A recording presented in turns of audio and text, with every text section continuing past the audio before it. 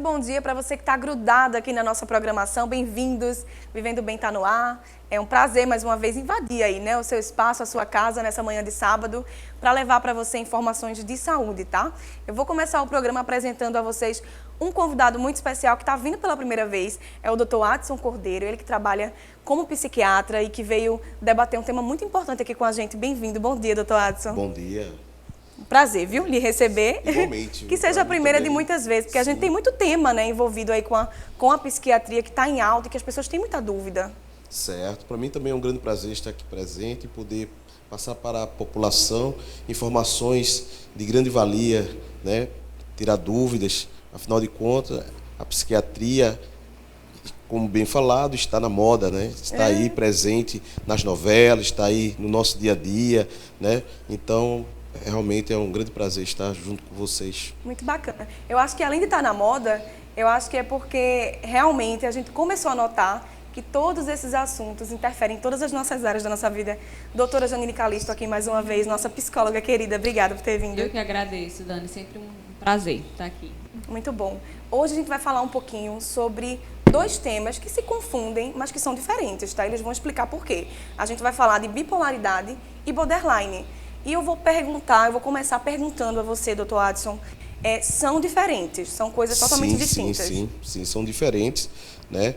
Ambos são transtornos, haja vista que nós percebemos que há uma alteração no funcionamento mental do indivíduo, onde vai comprometer o desempenho na vida social, familiar, pessoal, do trabalho, na convivência com o outro. Então, ambos são transtornos. Todavia, é preciso perceber que o transtorno borderline ele faz parte do grupo dos transtornos de personalidade. Sim.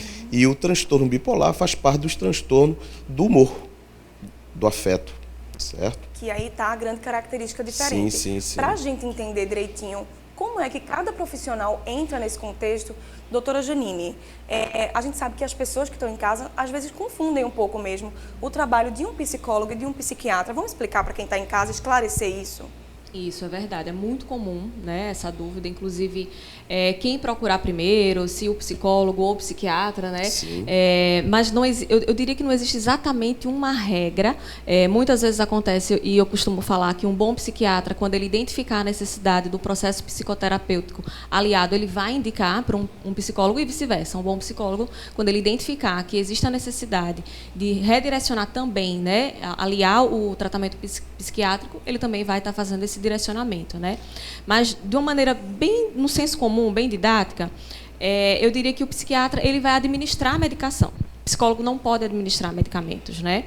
Então é o psiquiatra que vai entrar com esse tratamento medicamentoso, né? A gente também às vezes coloca de uma maneira muito didática que o psicólogo ele vai tratar aquilo que causa. Qual é o gatilho que dispara, né? A gente vai identificar isso aí para realmente fazer com que esse paciente ele consiga administrar essa emoção, se conhecer, identificar e administrar isso de uma maneira para que ele consiga conviver com esses transtornos, né?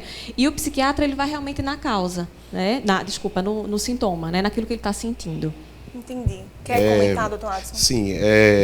Além dessa questão medicamentosa, né? Nós também, como faz parte da prática médica, a questão do diagnóstico também. Né?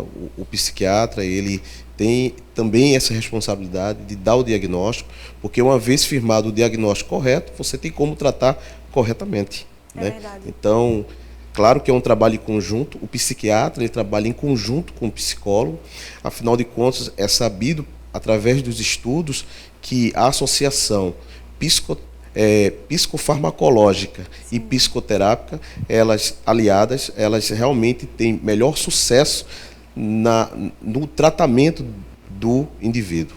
Dessas certo? Patologias. Sim. Isso é muito importante falar. A gente até compara com a questão também que o pessoal fica bem em dúvida do nutricionista e do nutrólogo, né? É um trabalho em conjunto, então é muito importante que você tenha realmente o acompanhamento dos dois profissionais, tá? Porque cada um tem o seu direcionamento, não é isso, doutor? Como é que estão esses casos no Brasil? Tem aumentado essa questão de bipolaridade, borderline, vem crescendo? O que é que vocês notam, né? Que vocês recebem assim no consultório de vocês? No dia a dia a gente tem percebido um grande número de indivíduos que têm chegado no nosso consultório, haja vista, como bem falei anteriormente, são assuntos que muitas vezes são propagados pela mídia. E muitas vezes há uma identificação.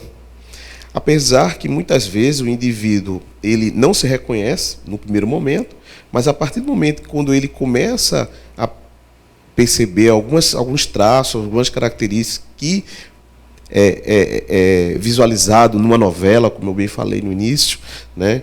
Então ele vai procurar ajuda, ok? Hoje nós temos também 2 manuais, né? Nós temos um manual, que é o DSM-5, né? Que é o Manual de Transtornos Mentais, né? O Manual Diagnóstico e Estatística dos Transtornos Mentais, que está na sua 5ª edição, e nós temos também o CID-10. É através desses 2 instrumentos que nós conseguimos dar o diagnóstico, ok? Então, assim, os transtornos de modo geral, têm se tornado bastante comum, porque até mesmo esse refinamento diagnóstico também tem nos ajudado. Então, através desses instrumentos, nós conseguimos refinar o diagnóstico e assim você tem um maior número de indivíduos com tais características. Doutora Janine, em que momento ali na sua consulta, né, se referindo a esses 2, a bipolaridade e ao borderline, em que momento, o que é que você nota, né, naquela consulta que você diz assim, não, eu vou encaminhar essa pessoa para um psiquiatra, porque eu estou desconfiando que tem uma patologia mais séria? Entendi. Como o doutor Adson disse muito bem, assim, o psicólogo ele não fecha um diagnóstico. Certo. Eu sempre considero muito a fala desse paciente. Quando não é ele quem buscou esse processo de psicoterapia, foi um familiar, foram os pais ou um responsável, eu também considero muito o relato desse paciente. A gente faz o levantamento da história de vida, né, os sintomas e principalmente considerar o contexto que ele está inserido, né, e essa fala, para poder realmente fazer um levantamento aí e encaminhar para um psiquiatra. Só dando um adendo, né, a gente que trabalha com os transtornos mentais, nós sabemos que o diagnóstico é exclusivamente clínico. Nós não temos exames. Então, essa escuta do paciente, a história trazida pelo paciente, é que nós vamos realmente chegar a conclusões diagnósticas, né, e terapêuticas também. Gente, muito importante isso, porque realmente esses problemas não tem como a gente detectar por um exame, né? Não é um problema de saúde que está ali no sangue dando uma cara... Não é. Então, é muito importante o trabalho do psiquiatra nesse diagnóstico correto, né? Tem que ser um diagnóstico bem correto, preciso, até porque a gente já trouxe aqui, Janine, um tema muito importante, que foi a questão do diagnóstico incorreto, né? Diagnósticos errados, que estavam aumentando de diversas patologias, diversas doenças, e assim, a gente tem que ter um cuidado nessa questão, né? Doutor Adson, esses problemas, ele prejudica uma faixa etária específica ou não? Qualquer pessoa de qualquer idade tem uma causa, vamos dizer assim? Ok. Como falado desde o início, estamos diante de 2 transtornos bem distintos. O transtorno do afeto bipolar e o transtorno de personalidade borderline. Como transtorno de personalidade, é sabido que o fechamento diagnóstico só pode se dar após os 18 anos. Os 18 anos. Então, assim, o que você tem na adolescência, no final da adolescência e no início da fase adulta, são traços. Entendi. Por sua vez, a bipolaridade, ela pode ser manifestada desde a infância. Então, você tem crianças com bipolaridade e podendo ser fechado o diagnóstico. Gente, que impressionante. Ok? Então, é por isso que é importante o diagnóstico correto para a condução correta do caso, né? Então, quando eu estou falando de um transtorno do afeto, do humor, onde o bipolar vai se caracterizar em algum momento da sua história um período de mania ou hipomania. Como assim? A gente vê um bipolar como, no dia a dia, o diagnóstico é feito de forma incorreta pelos leigos. Porque normalmente o que se diz do bipolar, aquele indivíduo que ora está alegre, ora está alegre e triste, na verdade não é bipolar. Provavelmente estamos diante de um borderline. que daqui a pouco a gente vai traçar aqui algumas características Certo. distintas, né, para poder diferenciar um do outro. Mas o bipolar, ele vai ter um período do qual ele vai cursar, ele tem que cursar, isso faz parte do diagnóstico, com um período de mania. O que é mania? É uma euforia.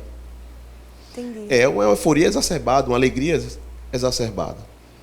Então, uma vez que esse indivíduo teve esse período de euforia exacerbada, ele tem um diagnóstico de bipolaridade.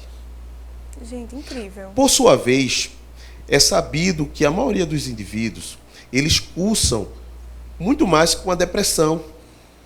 E aí que muitas vezes, se você não faz essa entrevista, né, pormenorizada com o indivíduo, a gente pode recair no erro. Porque você pode estar tratando um indivíduo como uma depressão, mas que, na verdade, ele é um bipolar.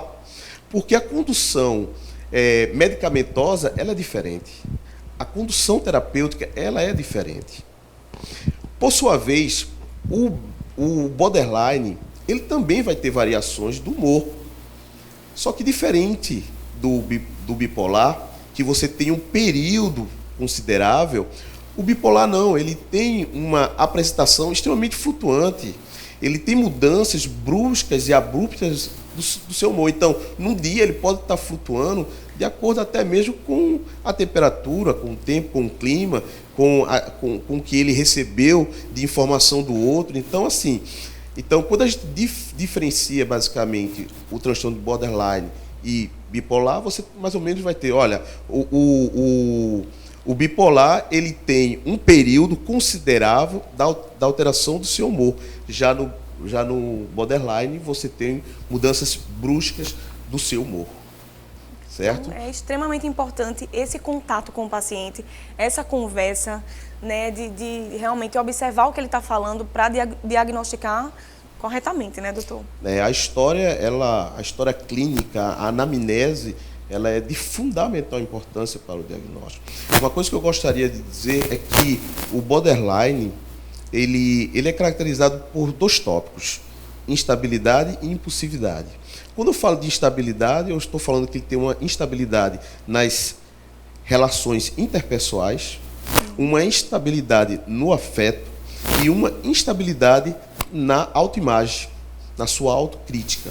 E impulsividade naquela incapacidade de controlar suas ações. Então, essas duas áreas que se dividem em 4 tópicos fazem parte do diagnóstico do borderline. A Okay? gente vai fazer o seguinte, viu, doutor Adson, Janine, a gente vai para um intervalo bem rapidinho, mas na volta a gente vai entender melhor dessas duas patologias, tá bom? Vocês não saiam daí.